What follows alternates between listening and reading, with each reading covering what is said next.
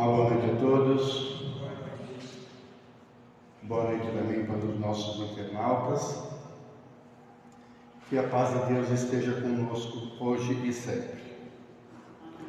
Conforme foi dito no livro Caminho, Verdade e Vida, esse item também está em João 20, 19. Então, quando uma ou mais pessoas se reúnem com algum objetivo, tem a necessidade de discutir, de conversar, confabular para direcionar aquilo que será feito de acordo com a necessidade de cada um. Então, essas reuniões cristãs, chegou, pois, à tarde, no primeiro dia da semana, estando os discípulos reunidos com as portas cerradas, por medo dos judeus. Olha, Jesus, ele veio depois de Moisés. E Moisés tinha suas leis, e muitas delas eram leis proibitivas. E Jesus, ele afirma que ele não veio destruir nenhuma lei de Moisés, mas ele veio assim complementá-las. E assim, essa lição abaixo nos mostra claramente isso. Aí, chegando Jesus, se pôs no meio deles e disse-lhes: a paz esteja convosco. E todos ficaram felizes e alegres por ouvirem essa frase. Nós, muitas vezes, ouvimos ela algumas vezes, mas às vezes não entendemos muito a profundidade da paz. A paz, ela concilia. A paz faz conciliações e que nos deixa mais suave. A paz, ela tem um efeito tão grande que quando se faz paz, aumenta a capacidade da paz se propagar. E a paz não é só aquilo de dizer, me deixe em paz, eu quieto no meu canto. A paz, ela é mais profunda. Ela faz harmonizar os nossos sentimentos. Uma coisa chamada psicosfera, era uma coisa que Jesus sempre utilizava nos seus meios, onde ele pregava. Então aquilo fica com a atmosfera mais suave, mais agradável. E aí nosso raciocínio, ele começa a aumentar a capacidade de enxergar e de discernir o que nós estamos fazendo naquele momento, ou o que nós devemos fazer a seguir. Então a paz, ela nos proporciona isso. E Jesus, na sua simplicidade e na sua sabedoria, ele promove a paz entre os seus discípulos. Para melhor explicar do que já dissemos das proibições das leis de Moisés, tem um livro chamado Deuteronômio, que é o livro, é o quinto livro da Torá, escrito por Moisés. Moisés escreveu 5 livros. Um deles é esse Deuteronômio, tem o Números, e um que faz parte do Pentateuco, que não vem o caso aqui. Mas cada um desses livros, ele tratava de algumas determinadas coisas, e geralmente com proibições. E Jesus afirma que ele não veio modificar a lei de Moisés, ele afirma que veio aprimorá-las. Então, se ele fala que a paz esteja convosco e promove tanta liberdade, porque se nós fizermos uma reunião de portas fechadas, com medo que alguém venha nos bisbilhotar, e nos denunciar, porque as leis de Moisés, muitas delas eram tão proibitivas que levavam à fogueira. Então, sabiamente, Jesus promove a paz entre os seus discípulos, né? Porque esse livro, Deuteronômio, ele era ele proibia terminantemente o intercâmbio entre os povos e os espíritos. Ou seja, o mundo visível e o invisível que sempre existiu não podia ser comentado, porque senão poderia sofrer a punição da lei contida nesse livro. E assim, com essa proibição, Jesus começa a realmente falar sobre paz no seu meio, aonde as pessoas tivessem um pouco mais de liberdade, porque nada se podia fazer, porque seria repreendido. E o que nós devemos produzir, o que nós conseguimos produzir onde há uma proibição tão grande, que nos falta elementos, ou nos falta instrumento para que nós possamos desempenhar o nosso papel com eficiência. Então esse livro tinha essas proibições, e Jesus fez essas colocações, mas ele ao mesmo tempo, ele alivia essa lei de Moisés, que era a lei de justiça, inflexível, com muita rigidez. E ele simplesmente suaviza, Jesus faz isso, suaviza, colocando o perdão. Se nós somos penalizados, somos castigados, Jesus coloca o perdão como alívio ou bálsamo salutar para as nossas aflições e pelas nossas dores. Então, a lei de justiça, se era inflexível, com o perdão ela se torna mais amena e se torna capaz de nós conduzirmos as nossas vidas utilizando um pouquinho da nossa liberdade, do nosso livre-arbítrio.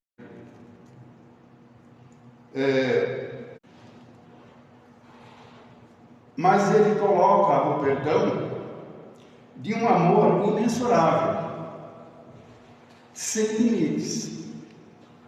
Então, se nós somos amedrontados, nós somos meio inibidos de pensarmos, mas que quando se cria a paz, se cria o amor sem limite, nós acabamos angariando instrumentos de liberdade para nos pronunciar e como é que poderíamos dizer, colocar o nosso ponto de vista para fora. Porque se tivesse qualquer tipo de intercâmbio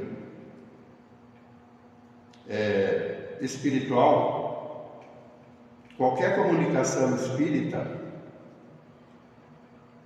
e chegasse aos ouvidos dos judeus, nós provavelmente iríamos à fogueira. Mas com esse alívio da lei de Jesus, da lei de justiça, que era inflexível demais, aliviou também determinantemente as determinações de Moisés, daquela lei antiga, que era dente por dente, olho por olho. Moisés, com suas leis, ele conseguiu uma elevação muito grande na população daquela época. Era o que ele tinha, de acordo com o desenvolvimento e o conhecimento do seu povo. Aí vem Jesus e faz essas adaptações, ou melhor dizendo, ele revoluciona, melhorando as leis, aonde ele pega os 10 mandamentos e ele transforma em 2. Ele não destruiu nenhuma lei, ele apenas ele complementou, que era amar teu Deus com todo o teu entendimento e ao próximo como a ti mesmo. Então, se nós tivermos utilizando esse tipo de sentimento, esse tipo de atitude, com certeza nós estamos evoluindo para o bem.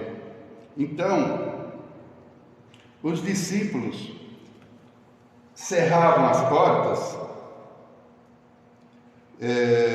com medo dos judeus e com medo do que eles viessem a fazer com eles. E com isso acabava atrapalhando as vibrações que, quando você está em reunião, em comungando com outras pessoas, com uma ou mais pessoas, nós acabamos vibrando, e essas vibrações seriam perturbadas por alguém que não queria que isso acontecesse. Então, eram pensamentos tenebrosos que os judeus acabavam promovendo naquele meio. Mas com essa determinação de Jesus de colocar a paz e o amor fraterno no meio entre os homens, acaba aí criando uma tábua de salvação para todos nós. Que a gente não ficasse nas mãos daqueles que queriam nos oprimir e que perturbassem a paz e que perturbassem o coração daqueles que queriam convívio com as leis divinas. Porque quando os discípulos de Jesus se reuniam, era realmente para ter o convívio e preservavam as leis divinas.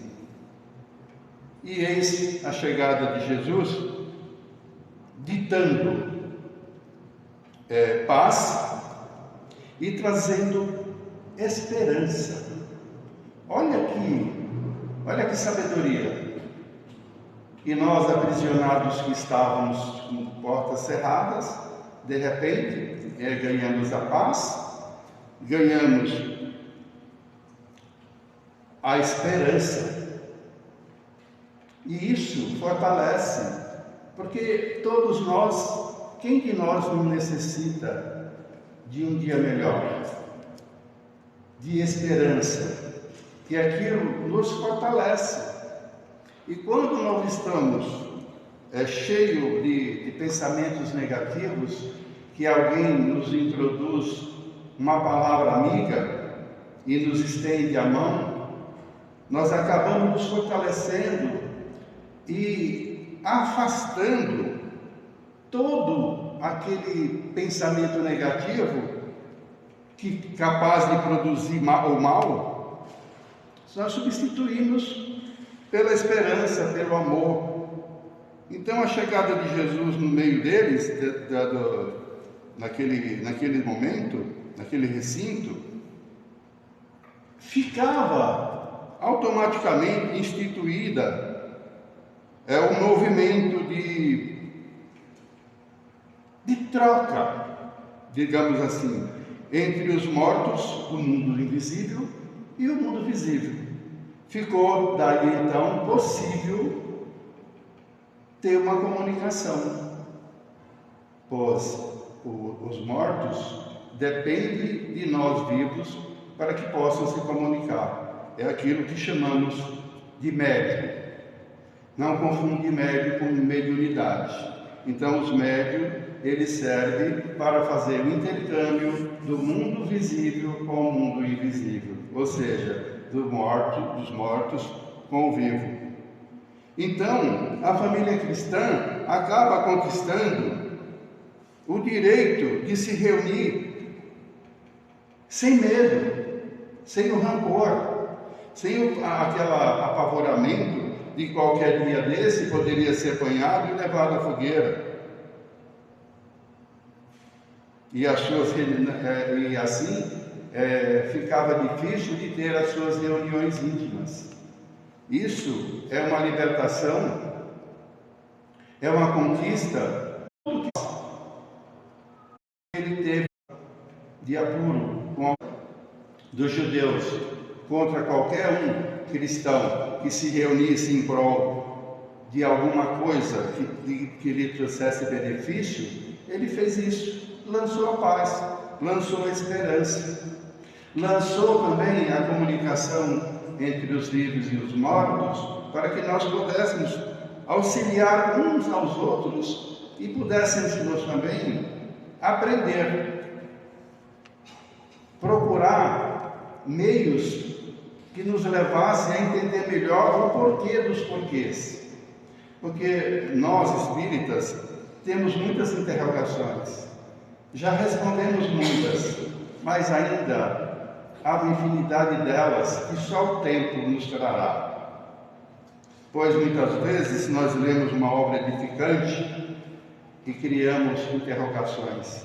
E de repente, no nosso dia a dia, na nossa maneira de nos comportarmos, essa interrogação é respondida.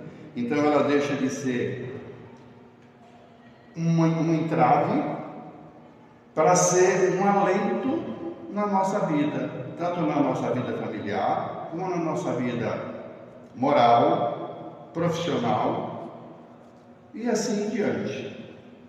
Todo alento que nos traz paz, nos traz esperança, nos traz fortalecimento, nos acorda e nos faz ter vontade de arregaçar a manga e ir atrás de más coisas que nos edifiquem. É isso que Jesus a todo instante fala nas entrelinhas desse texto.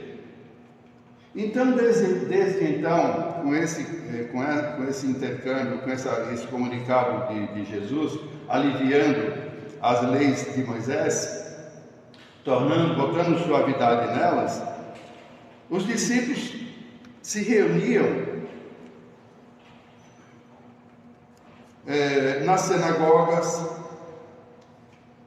nos cenáculos de Jerusalém, nas catacumbas de Roma, e as assembleias que ali discutiam, a essência era sempre a mesma, sem o medo e sem o medo dos judeus aparecer para lhes punir. E essa liberdade criada com a paz, com a esperança e com o esclarecimento de Jesus, que os discípulos faziam as assembleias e se reuniam na sua reunião íntima familiar, passou a ser com maior liberdade, seja nas igrejas católicas, seja nos templos protestantes, seja no centro espíritas, porque tudo isso existia, mas era velado. Era uma coisa que não se podia fazer, porque poderia sofrer as sanções e as punições das leis mosaicas. Então,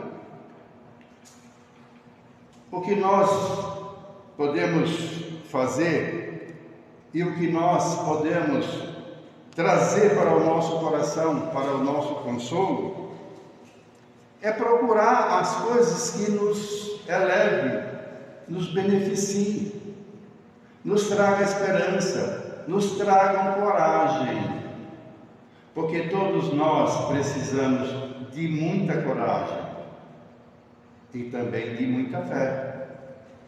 Uma não vive sem a outra. Nós não temos fé sem coragem, também não temos coragem se não tivermos fé. E a coragem é que nos conduz a que nós possamos praticar, buscando os exemplos de Jesus, com os fortalecimentos, com discernimento, com vontade, sem ficar preso a preconceitos e sem ficar preso a dogmas, ou sem ficar presos a que os outros venham nos vigiar. Somos nós que temos que vigiar.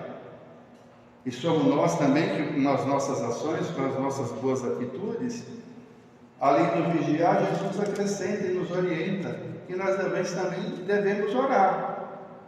Que a fé traz a coragem, e assim é uma coisa simples, mas muitas vezes, sem entender-se, nos faz cair, nos faz sofrer. Muitos de nós entramos até em depressão, mas tudo a seu tempo, tudo a sua hora.